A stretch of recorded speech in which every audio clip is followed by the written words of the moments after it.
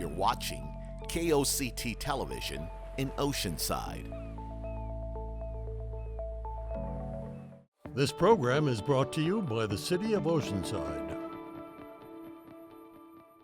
The following program does not necessarily reflect the views, opinions, or policies of the City of Oceanside, its elected officials, KOCT, its board of directors, or staff.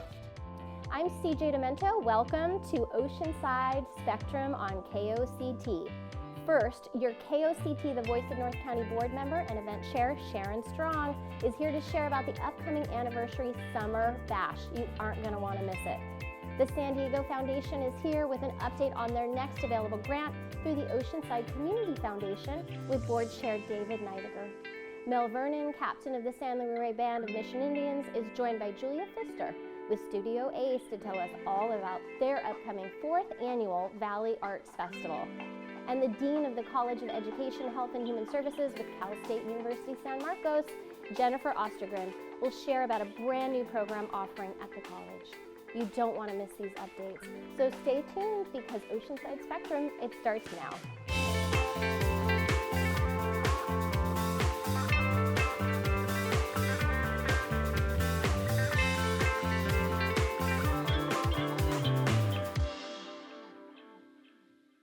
With us today is Sharon Strong, board member and event chair of KOCT, the community and government channel serving Oceanside and North County. Welcome. Thank you. It's nice to be here today. Good. And you're a longtime friend of KOCT. Definitely. Yeah. I know that KOCT is over 40 years strong, but I think it's been at least over 30 years that I have been working with KOCT, mainly with Oceanside Unified School District. Gosh, I've had the opportunity to do a lot of film festivals and different news programming with projects that we did in tandem. So my students and I, we go way back. And I cannot tell you how proud I am to now be a board member and to be supporting them. So I'm excited to be here for the KOCT's birthday bash, Endless Summer themed. And you know, I think that one of the most important things that we want to let our community know is how much KOCT does for the community. I know a lot of people know that they have this long history with our schools, but there's the city council meetings. Right now there's the elections going on, all the election coverage and informing people, and they're learning, you know, about their civic duty right now. And so there's exciting things happening right now at KOCT, and that is why we need to assist with the fundraising, and that's what this Birthday Bash Endless Summer is all about. And I just want to make sure that people know that new projects that are beginning here are like the Career Readiness Program, where high school students and college students are receiving training and they're learning the art of storytelling. So that's why I am excited to be the gala chair and tell everybody about this. The tickets are pre-sale right now, $125. People can also get them at the door, but it's $150 at the door. But there's going to be dinner, there's dancing, there's entertainment. People can decide if they want to wear summer attire or come as you are.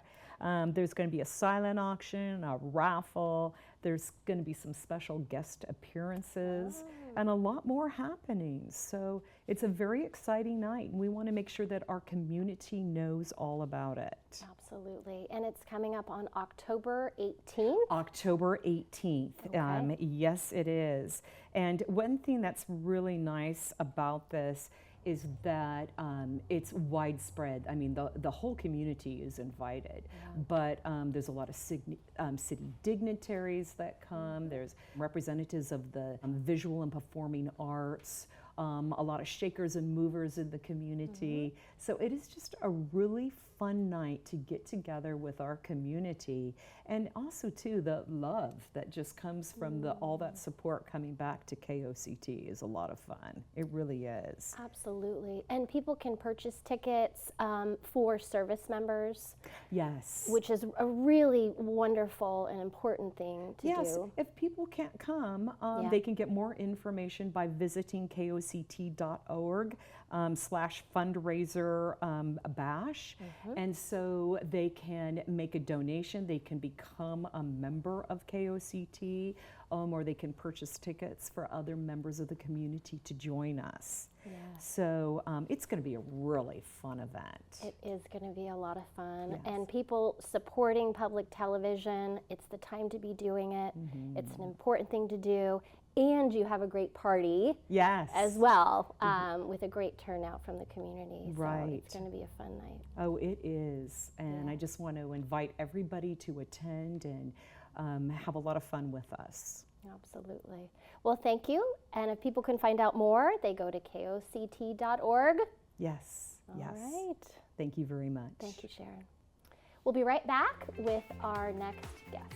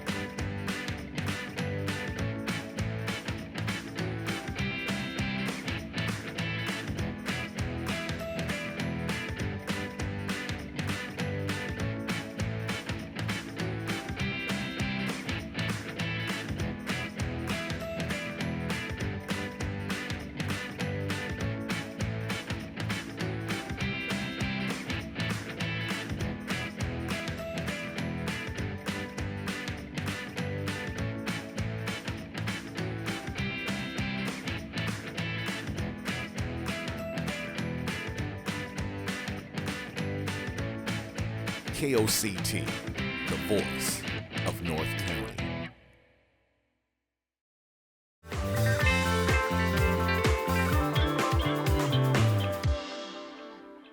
Welcome back. David Neidiger, Board Chair for Oceanside Community Foundation, is here with information on their next round of granting for nonprofits.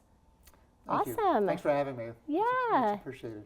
Yeah, the Oceanside Foundation's been around since '09, Yeah. so it's been 15 years. 15 That was fast. years. Yeah. Yeah, and you were there at the beginning. Yes. Yes. Yeah, we helped start it, and I'm really proud of the fact this year we have granted more than $1 million back to the Oceanside community, and that's really key because we really focus on Oceanside. Yeah.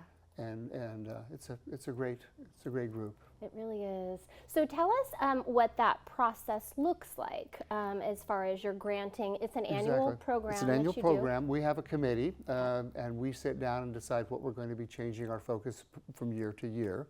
Okay.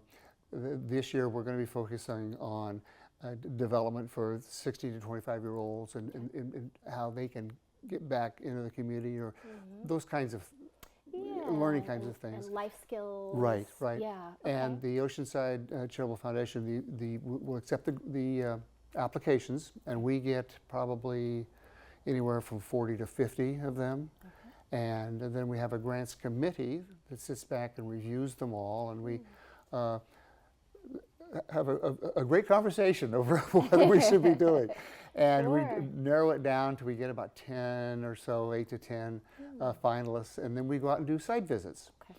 And we actually, members of the committee go and we look at the property or what they're doing and talk to the primaries involved, and then we come back and then we ask our board of directors, send out, and they all rank everybody that they would like to give to, and that's how we come up with our finalists. And I'm very proud that KOCT last year was one of our grants. We gave you guys some money to help in. Last year the development was suicide prevention.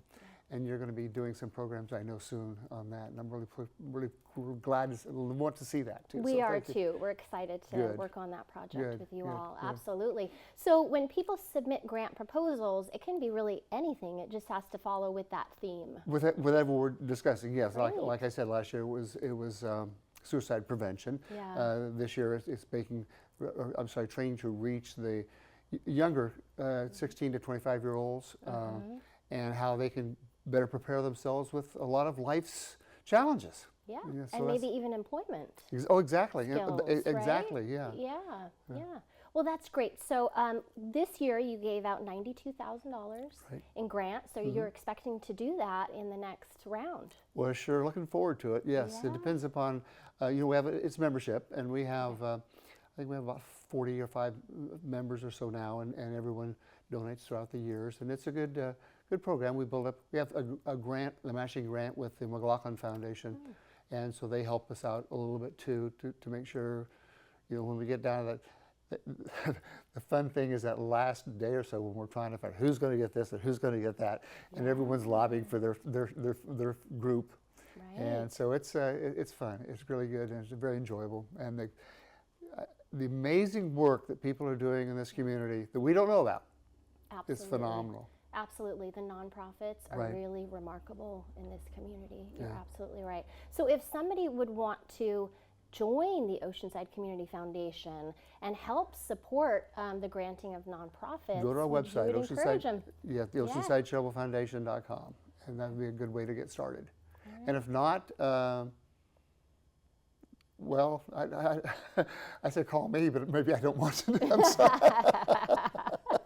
Well, you have membership meetings, Absolutely, right? And absolutely. events where people can come and meet you all and In learn fact, more we're having about what you do. we're having an event pretty soon in October Yeah. for membership. So it'll be a great opportunity to come down and find out what we're doing. We chat with people and get some of our past folks that have been given the grants, and they come back and tell us what they do and how they use that, and that kind of thing. It's fun. It's Yeah. very, very, very, very rewarding. Absolutely. And so it's part of a larger group, the San Diego. We're affiliate Community of the San Foundation. Diego Charitable Foundation. Okay. And I'm not sure, but I think there's about 10 or 12 in the county, different cities and groups that are also a part of that affiliate. Yeah. Okay. Yeah. Well, thank you so much for starting this amazing Sure. asset in our community, supporting nonprofits. It was a pleasure to talk with you today. Thank you very much. And thank you for the opportunity. We'll be right back with our next guest.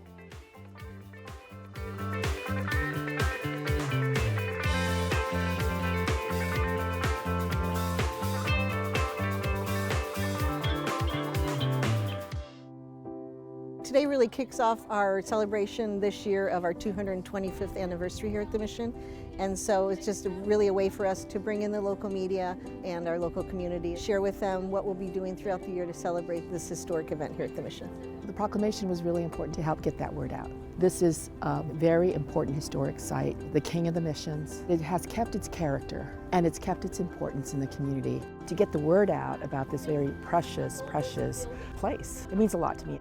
I think it's a very important way of acknowledgement of the mission, but beyond that, it's acknowledging the fact that the Luiseño people are still here, very much a part of the present day as well as the past, and we're looking to the future here. Part of our responsibility is to continue to have the Mission be part of a generational event for families that have been here for years. That's the most important thing for us.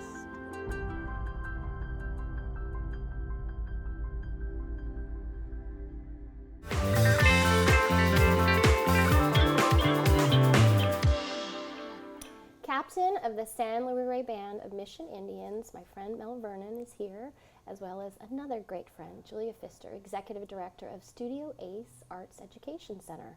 And they're here to share about the Valley Arts Festival, Spirit of the Valley, Keisha Knight's Coyote Dreams. Welcome. Thank you. It's great to be here. Yeah, it's so great to see both of you. I can't believe this is the 4th year of the Valley Arts Festival. It's hard to believe, isn't it? Very exciting. Yeah. I'm just glad to be still being able to bring this to the Oceanside community. Absolutely. And I want, Mel, I want you to share a little bit about what the event means, right? And what people will experience. Thank you.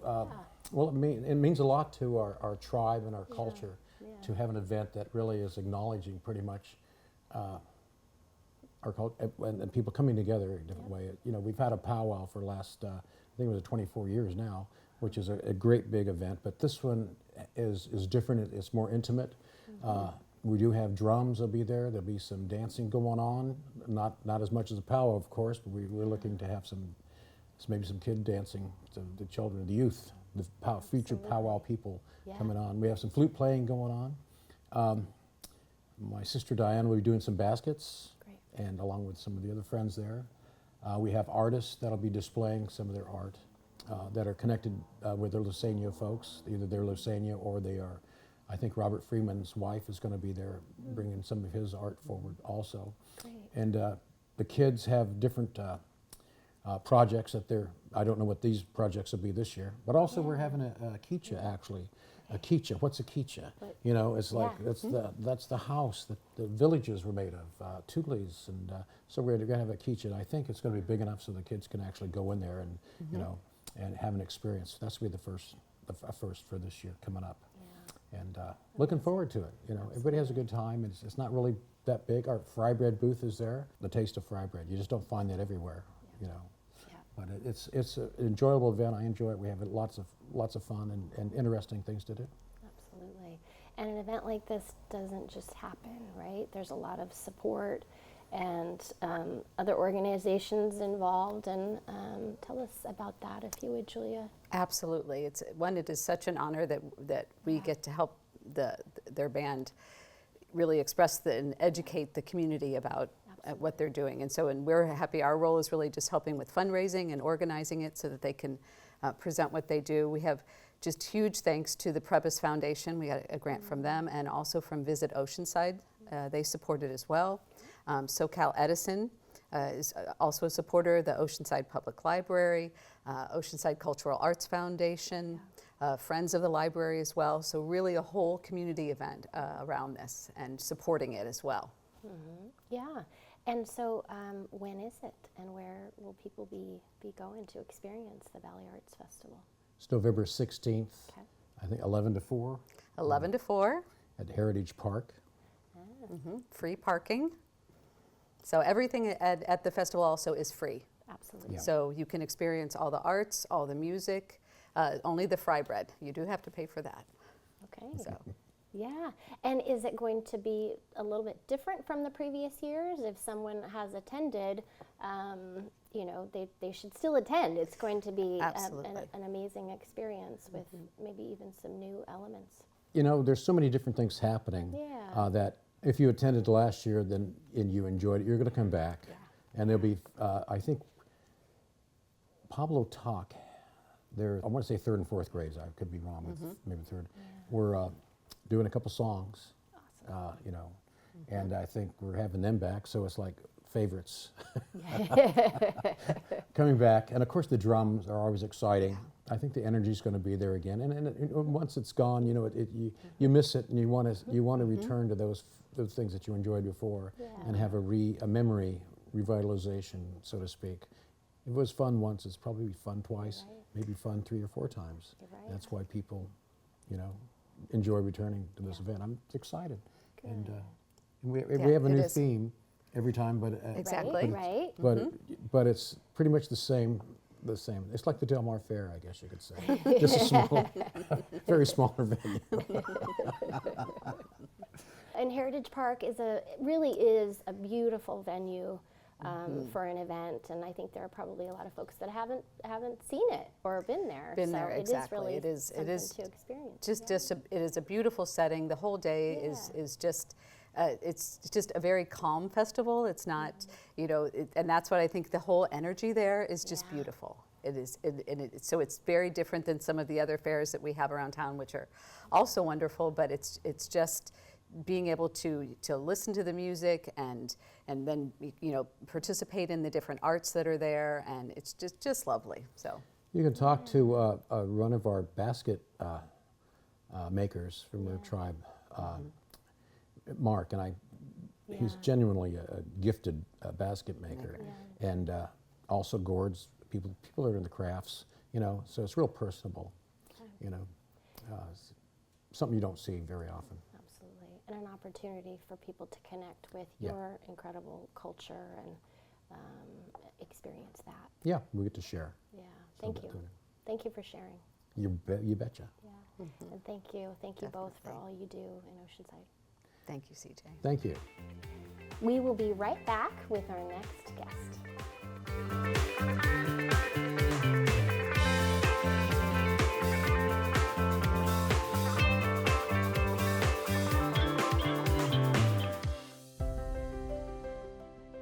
I I was inspired to become a nurse after my dad received open heart surgery, and I saw the impact that good nursing care had on a critically ill patient. So I went straight into critical care after I graduated from nursing school.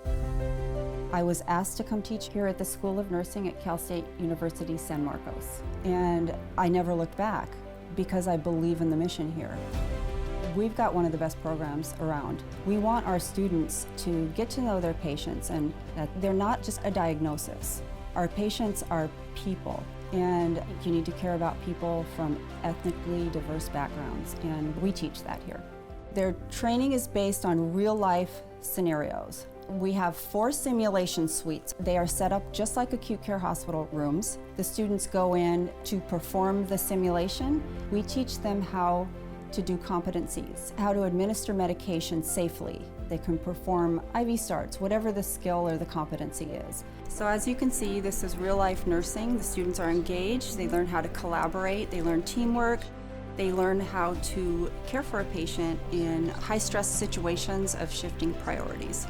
And then we talk about it. It's called debriefing afterwards, and that's where all the learning takes place. So it's hands-on, but it's safe, because if they make a mistake, they're not doing any harm.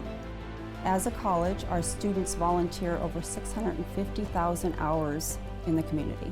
And we've got area hospitals that hire our students because maybe they've been interns or externs there during our program. When I walk down these halls, I can see the anticipation in the students' faces. They want to be nurses. It's a service-driven life. I mean, if you have a heart for that, come check us out. The heart of our work is student success. It's always been in our DNA.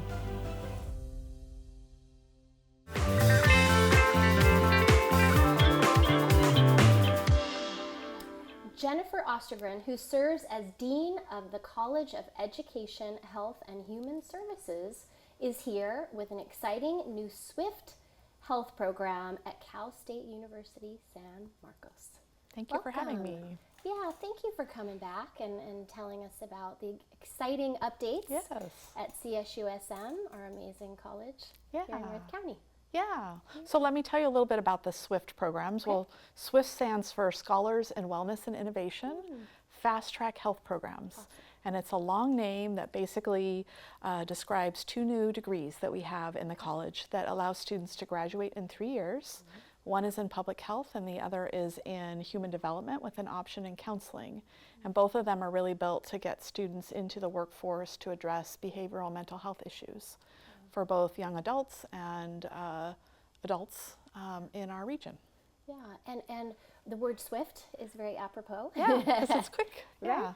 Yeah. But the need for this really kind of stemmed from a true community need. Yeah, right? I mean, coming out of the pandemic, I think we all realized, not just our students, but just our broader community, there was a greater need for mental health and wellness services. And there was some research that came out of the County of San Diego to show that there's really a significant workforce shortage that we're facing in people that can provide services at all levels, from individuals who are trained therapists with doctoral and master's degrees to people graduating from college, in this case with an undergraduate degree, that can go out and support providing services in groups or individuals, and importantly providing education about how to have healthy mental health and wellness in your life.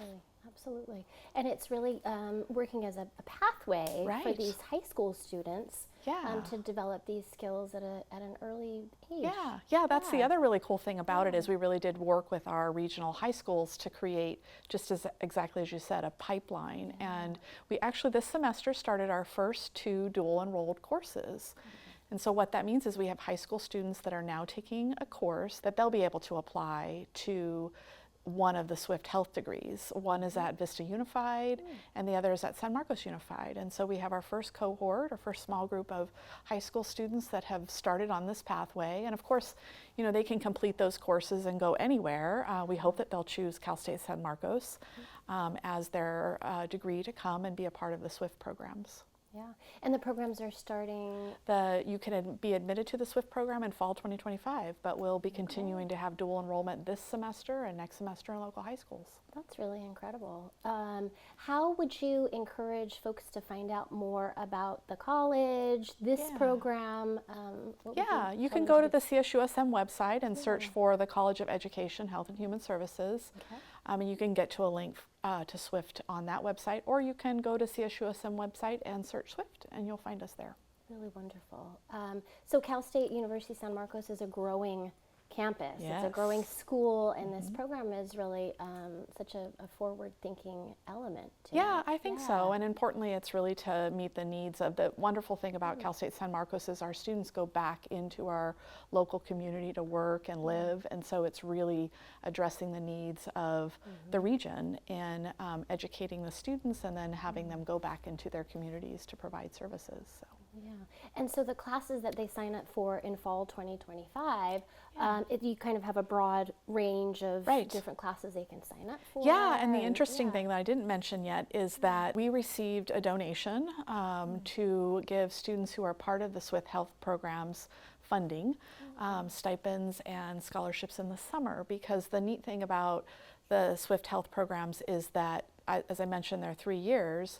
They're year-round, and so the students go fall, spring, and summer. And what we've tried to do with the summers is not just make them basic coursework, but to really provide applied experiences for students. So during the summer, they'll go out into internships and work in, with regional community members to, hone their skills in the area.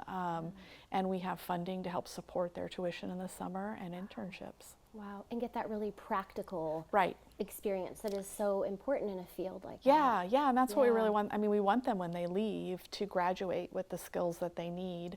The other interesting thing that we've done with these degrees is we call it embedded, but we've included the opportunity for the students to get specialized certificates when they graduate. So they leave with a degree and then they also leave with a certificate. For example, one of them is from the state of California in something new called a wellness coach. And this was built by the state of California to really address behavioral and mental health wellness needs.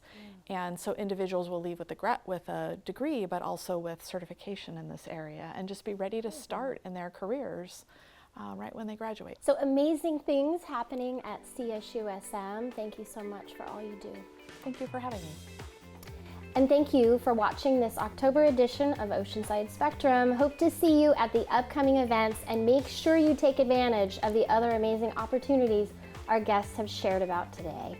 And if you would like to be a guest on the show, please visit koct.org/spectrum to find out details on how your nonprofit can be a part of Spectrum. Stay up to date with all things North County by visiting koct.org. Thanks, and take good care.